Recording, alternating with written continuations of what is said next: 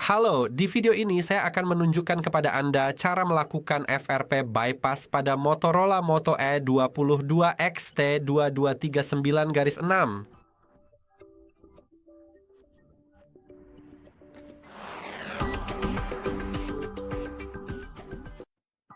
FRP bypass adalah menghapus kunci layar dan akun Google dari ponsel, sehingga setelah lupa kunci layar dan akun Google, Anda masih bisa menggunakan ponsel, Anda cukup meresetnya. Dan itu disebut FRP bypass. Ini agak rumit.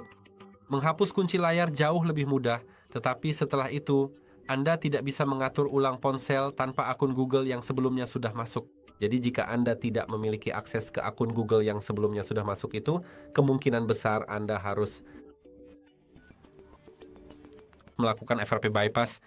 Sekarang kebanyakan orang di internet mengatakan tentang ponsel ini bahwa untuk melakukan FRP bypass, Anda harus membongkar ponsel dan mencari test point di dalamnya, tapi tidak sebenarnya ada metode yang akan saya tunjukkan kepada Anda. Metode ini tidak memerlukannya, yang Anda butuhkan hanyalah sebuah komputer. Dan membeli program seharga $10, lisensi $10 untuk 24 jam. Dan itu saja.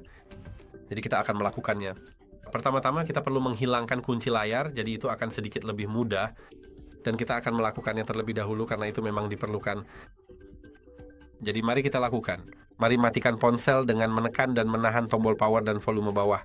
Ngomong-ngomong, Anda bisa lihat di sini saya punya kunci layar, ya, dan kita tidak tahu kodenya.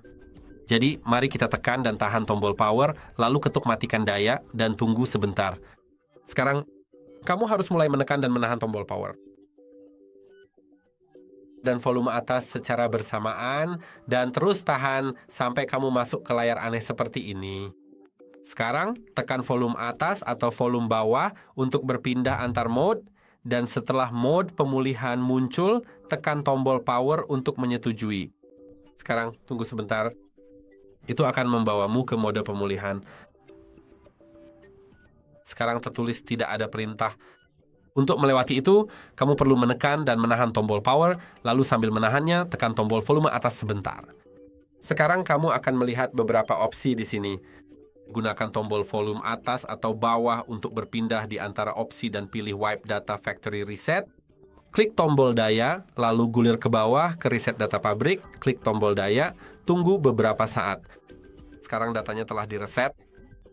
Pilih mulai ulang sistem sekarang dan klik tombol daya. Proses itu mungkin memakan waktu sekitar 5 menit, jadi saya akan kembali dalam 5 menit setelah ponsel menyala kembali. Setelah penyiapan selesai, pengaturannya. Setelah proses reset selesai, kita perlu melakukan setengah dari pengaturan selanjutnya. Oke, sekarang sedang mati, entah apa maksudnya. Saya harap ponselnya bisa menyala. Atau mungkin baterainya habis.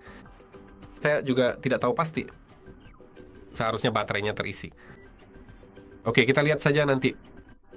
Kita akan melewati setengah dari proses pengaturan sampai kita menemui masalah FRP itu. Selain itu, ini juga untuk memastikan apakah masalah itu benar-benar terjadi. Karena mungkin saja, entah karena alasan apa, Anda tidak memiliki akun Google. Mungkin Anda bisa memulihkan akun Google tersebut dan itu akan menghemat $10 atau mungkin Anda memang harus melakukannya. Tapi ini juga untuk ponselnya. Jadi ponsel membaca datanya. Jadi ponsel tahu bahwa ada FRP dan kita bisa melanjutkan. Jadi mari kita klik mulai. Sekarang kita lewati jaringan seluler lalu sambungkan ke internet karena ponsel harus membaca data dari server. Bahkan tidak ada tombol lewati dan tombol lewati memang tidak ada. Karena ada ikon kunci di pojok kiri atas yang menandakan bahwa ponsel Anda terkunci FRP. Jadi Anda tidak bisa melewati Wi-Fi jika ponsel terkunci FRP. Sekarang ponsel sedang dipersiapkan. Mari kita setujui kebijakan privasi Motorola. Sekarang ponsel sedang mencari pembaruan. Saya rasa seharusnya tidak perlu melakukan itu sekarang, tapi ya sudahlah. Mungkin butuh sedikit waktu agar ponsel selesai memuat, jadi saya akan kembali sebentar lagi. Oke, sekarang sudah selesai dimuat. Mari kita klik jangan salin. Dan tunggu sebentar. Sekali lagi, ponsel akan meminta kunci layar sebelumnya. Tentu saja, saya tidak tahu kuncinya. Jadi gunakan akun Google saya sebagai gantinya. Itu seharusnya diklik dan Anda akan melihat akun Google. Jika bisa, saya sarankan mencoba memulihkan akun Anda di sini, seperti memasukkan email Anda lalu memulihkan kata sandi jika Anda tidak mengetahuinya, atau jika Anda tahu, maka masukkan saja. Atau jika Anda lupa email Anda, mungkin Anda bisa klik di sini. Mungkin ada sesuatu yang bisa Anda lakukan, tapi meskipun tidak bisa, tetap layak untuk sampai ke tahap ini dalam proses pengaturan, lalu kembali lagi ke halaman utama. Sekarang kita perlu membuka situs web kita di komputer, supaya kita bisa melakukan beberapa hal. Jadi, mari kita tunggu sebentar. Dan mari kita buka browser pilihan kita. Saya akan membuka jendela lain. Oke. Ya, kita sudah punya browser di sini. Dan buka situs web kita, yaitu hardreset.info, karena di sana kami membagikan driver yang Anda butuhkan, serta tautan ke program yang bisa Anda beli dan unduh. Jadi buka hardreset.info.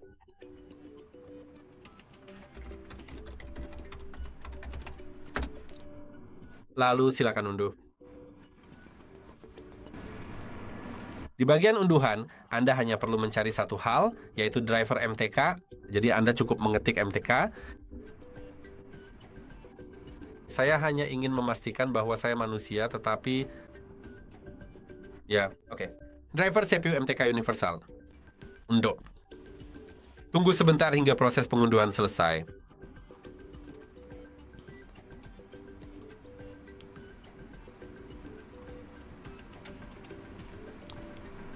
Oke, ya. Jadi seperti yang Anda lihat di sini, saya sudah menginstal drivernya. Sekarang, situs web lain, juga situs web kami, tetapi hardreset.info/frp untuk peringkat. Seperti itu, tekan Enter dan Anda akan melihat peringkat ini. Sekarang, seperti yang Anda lihat di peringkat ini, Anda perlu mendapatkan Infinity Box itu. CM22, dan di sini adalah tautan untuk membeli lisensinya yang sudah diverifikasi oleh kami. Di sini ada semua macam-macam, berbagai macam. Seperti pada dasarnya ini adalah peringkat yang sudah kami uji dan kami tahu programnya berfungsi. Ini adalah tautan resmi untuk mengunduhnya, jadi saya akan membukanya di tab lain. Sementara di sini ada tautan yang sudah diverifikasi oleh kami untuk membelinya yang memang terpercaya. Anda bisa lihat ini adalah lisensi digital 24 jam seharga $960 Amerika Serikat. Jadi menurut saya itu cukup layak untuk menyelamatkan ponsel Anda, bukan? Sekarang mari kita dapatkan versi terbarunya ya. Jadi ini akan menjadi, untuk bagian bootpack, Anda bisa melihat file yang ini, yaitu bootpack.7zip, dan harap diingat bahwa proses ini akan membutuhkan sedikit waktu tambahan bagi Anda untuk mengunduhnya sampai benar-benar selesai ke perangkat Anda. Tapi sebelum itu, kita sudah bisa masuk ke folder unduhan kita dan menginstal driver MTK kita. Jadi buka file explorer Anda, masuk ke folder downloads, cari MTK drivers dan klik kanan pada file tersebut. Lalu pilih extract all dan klik extract. Sekarang cari MTK drivers dan Anda bisa pilih versi Auto OS. Pilih saja, nanti secara otomatis akan mendeteksi sistem operasi di komputer saya, apakah itu x86 atau x64, jadi Anda tidak perlu repot-repot mengaturnya. Tentu saja ini x64. Selanjutnya, install, dan Anda bisa melihat driver MTK itu sedang diinstal. Sebenarnya tidak wajib menurut saya, tapi saya sarankan Anda merestart komputer setelah menginstal driver tersebut. Tapi seperti yang saya bilang, saat ini tidak benar-benar wajib, tapi jika Anda punya waktu yang kemungkinan besar Anda punya karena sedang melakukannya sekarang, maka saya sarankan untuk merestart komputer. Saya sendiri tidak bisa melakukannya sekarang. Ya, sekarang mari kita klik kanan pada folder yang berisi file instalasi program kita, lalu pilih Extract All Extract. Dan sepertinya folder itu akan memiliki kata sandi, tapi anehnya tidak meminta saya memasukkannya. Seharusnya memang ada kata sandi. Jika ada kata sandi, jika diminta memasukkan kata sandi untuk filenya, gunakan 1111, jadi cukup tekan angka 1 sebanyak 4 kali. Mari kita klik info selengkapnya dan lanjutkan saja. Dan ini akan membuka program tersebut. Aneh sekali, aplikasi itu sama sekali tidak meminta kata sandi. Tapi ya, Anda bisa melihat kata sandinya tercantum di suatu tempat di sini. Ya, jadi itu kata sandinya. Mungkin 12.345.678 atau 3 kali lipat, 4 kali lipat 1. Sekarang program kita sedang diinstal, mari kita terima persyaratannya. Klik berikutnya. Dan selanjutnya. Oke ya, direktori boot yang sudah ada. Saya tidak memiliki direktori boot. Apakah saya menginstal file yang salah? Kemungkinan besar memang begitu. Oke, ya maaf, saya tadi memang memilih file yang salah. Sebenarnya pada saat ini kita sangat membutuhkan file yang memiliki ukuran dimensi jauh lebih kecil, yaitu file yang satu ini. Ini adalah angka 0168 cm persegi MT 2 versi terbaru 3,03 pas quadruple 1, ya. Jadi mari kita segera mengambil dan menggunakan file yang itu sekarang juga. Mari kita unduh saja, kita bisa menghapus file yang lama. Saya akan mengklik unduh file mencurigakan. Sistem tersebut menganggapnya mencurigakan meskipun sebenarnya tidak. Ia hanya mengenali hal itu sebagai hal tersebut, karena begitulah kira-kira cara kerja sistem operasi Windows di tahun 2025 mendatang. Program-program yang buka kunci ponselmu, ya... Aplikasi tersebut dikenali sebagai malware, meskipun sebenarnya bukan. Dan program ini sudah kami uji, jadi jangan khawatir. Klik kanan pada program ekstraktor file. Dan Oke, yang terenkripsi, ya, ini yang ada kata sandinya, dan tidak bisa diekstrak dengan alat Windows Jadi kamu perlu mengunduh WinRAR, nanti akan saya tunjukkan cara menginstalnya jika kamu belum punya. Ya, tapi setelah kamu punya, klik kanan, pilih WinRAR, ekstrak ke... Lalu masukkan kata sandi, yaitu 4 kali angka 4, tekan enter, lalu 4 kali angka 1, dan sekarang kita sudah sampai di sini. Untuk mendapatkan WinRAR, jika kamu belum punya, buka winrar.org.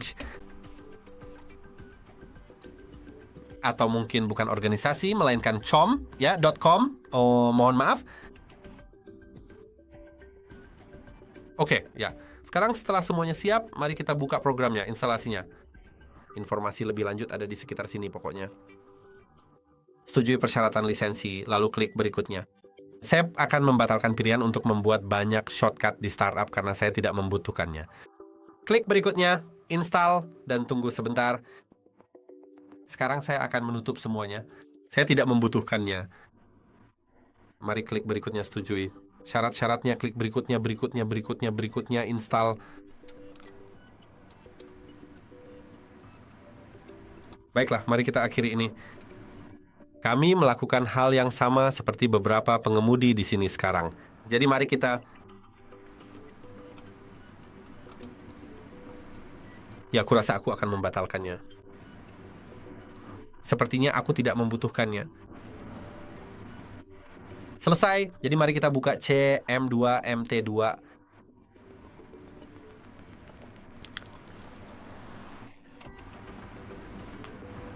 Tidak, tunggu sebentar, saya perlu masuk dan saya punya dongle khusus untuk itu. Jadi saya tidak perlu mengetikkan kata sandi.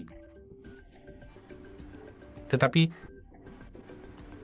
jika Anda telah membeli lisensinya, maka Anda harus beralih ke mode online dan memasukkan login serta kata sandi. Namun dalam kasus saya hanya perlu mencolokkannya dan membuka programnya, dan Anda bisa melihat programnya sedang memuat sebentar. Jadi itulah yang dilakukan sekarang. Kita akan sampai pada melakukan semuanya. Sekarang semuanya sedang dimuat.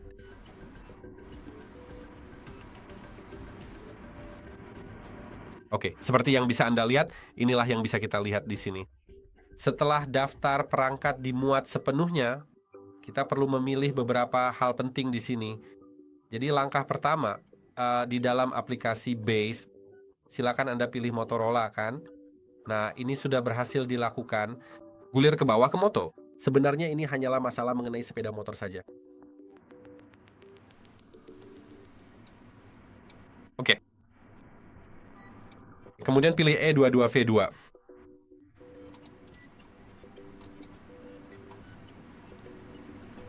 Dan sekarang kita kemungkinan besar perlu mengklik dapatkan file boot. Jadi mari kita klik di sini. File sedang diproses. Dan sekarang, pastikan Anda telah memilih versi yang berakhiran E22. Jadi sekarang kita sudah memilih semuanya di sini. Pilih, ubah portnya. Ngomong-ngomong, saya pun tidak tahu apakah Anda bisa melihat programnya dengan baik. Ya tidak. Reloader. Dan pada dasarnya, kurasa hanya itu saja hal yang perlu disampaikan. Benar? Ya, sekarang kita perlu menghubungkan dan mengidentifikasi. Jadi klik hubungkan dan identifikasi. Tunggu sebentar hingga muncul tulisan menunggu perangkat. Jadi sekarang ia sedang menunggu, siapkan kabelnya. Pastikan kabel sudah terpasang ke komputer Anda dan belum ke ponsel Anda. Lalu setelah muncul tulisan menunggu perangkat, sambungkan ponsel Anda. Mari kita lihat apakah perangkatnya terbaca. Perangkatnya terbaca. Jadi itu bagus. Terkadang mungkin diperlukan Anda harus mencabut dan memasangnya kembali bahkan beberapa kali. Tapi seperti yang Anda lihat, perangkat sedang terhubung dan mengidentifikasi semuanya. Jadi itu bagus karena kita tidak perlu mengulanginya berkali-kali. Perangkat langsung terhubung dan berfungsi. Baiklah, mari kita tunggu sejenak sampai seluruh data tersebut berhasil terbaca sepenuhnya. Dan setelah proses ini benar-benar selesai, tepat setelah muncul sebuah tulisan bertuliskan stop pada layar, maka Anda perlu segera masuk ke dalam menu service. Pilih FRP di sini, lalu account log, OTA update, klik do it. Dan kemudian pilih reset format.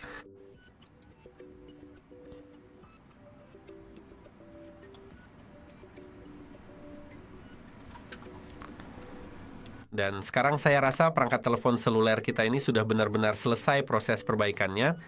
Jadi mari kita coba nyalakan kembali ya. Untuk melakukan hal tersebut, langkah selanjutnya adalah silakan Anda tekan dan tahan cukup lama pada bagian tombol power. Untuk itu kita mungkin perlu mencabut kabelnya terlebih dahulu, lalu tekan dan tahan tombol power. Oke, baiklah. Seperti yang bisa kita lihat bersama saat ini, semuanya sudah berjalan dengan lancar, dan kita akan segera melihat hasilnya. Ponsel ini pun sudah berhasil di-reset sepenuhnya, jadi mari kita tunggu sebentar. Kita seharusnya sudah bisa mengaturnya. Selain itu, Anda juga dapat melihat dengan jelas di bagian log bahwa proses pemformatan FRP ini telah berhasil dilakukan. Jadi, ini menunjukkan bahwa semuanya sudah berhasil dilakukan dengan benar. Dan seluruh pengaturan di bagian ini juga sudah benar serta tepat.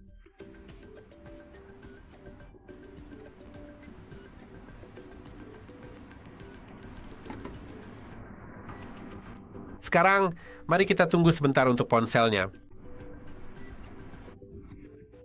Oke, hal pertama yang bisa kita perhatikan adalah tidak ada ikon kunci di pojok kiri atas yang menandakan kita tidak mengalami masalah FRP itu. Dan sekarang ada tombol untuk melewati Wi-Fi. Jadi mari kita lakukan. Saya akan melakukannya. Anda bisa terhubung ke Wi-Fi jika mau, dan itu tidak akan membuat Anda mengalami masalah FRP aneh lagi, kan? Tapi saya hanya melewatinya agar prosesnya lebih cepat karena saya hanya sedang menyiapkan ponsel ini supaya Anda bisa melihat bahwa ponselnya berfungsi.